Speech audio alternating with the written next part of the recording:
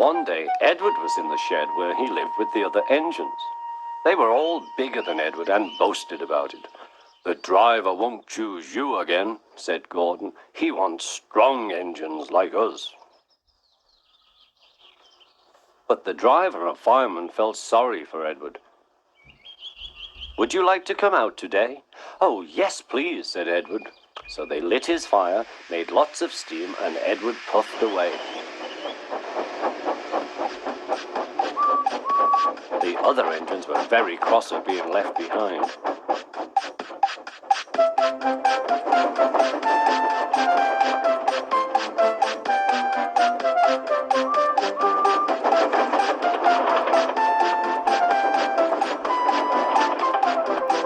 Edward worked hard all day. The coaches thought he was very kind, and the driver was very pleased.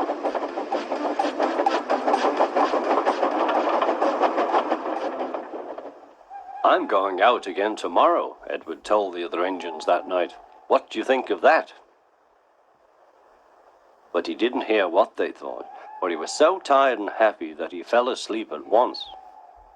Next morning, Edward woke up to find nothing had changed. Gordon was still boasting. "You watch me, little Edward, as I rush through with the express. That will be a splendid sight for you. Goodbye, little Edward. Look out for me this afternoon."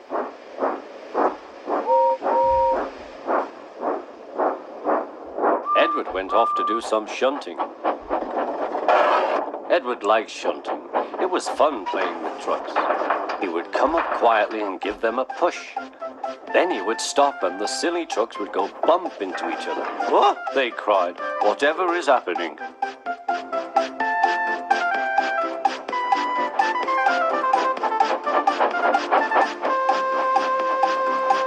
Edward played till there were no more trucks. Then he stopped to rest. Presently he heard a whistle. Gordon was very cross. Instead of nice shining coaches, he was pulling a lot of very dirty trucks. "A goods train, a goods train, a goods train," he grumbled. "The shame of it, the shame of it, oh, the shame of it." Edward laughed and went to find some more trucks. Then there was trouble. "Gordon can't get up the hill," the porter called to Edward's driver. "Will you take Edward and push him, please?"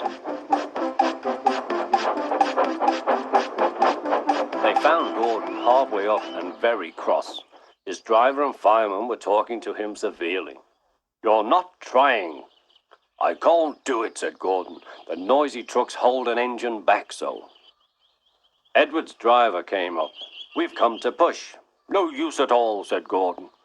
"You wait and see," replied Edward's driver. They brought the train back to the bottom of the hill.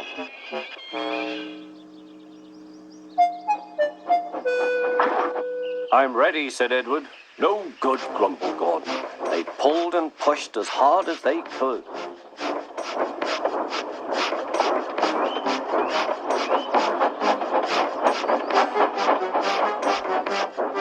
"I can't do it, I can't do it, I can't do it," puffed Gordon. "I will do it, I will do it, I will do it," puffed Edward. Edward pushed and puffed and puffed and pushed as hard as ever he could. And almost before he realized it, Gordon found himself at the top of the hill. "I've done it, I've done it, I've done it," he said proudly. He forgot all about Edward and didn't wait to say thank you. Edward was left out of breath and far behind. He ran on to the next station, and there he found that the driver and fireman were very pleased with him. The fireman gave him a nice long drink, and the driver said, "I'll get out my paint tomorrow and give you a beautiful coat of blue with red stripes.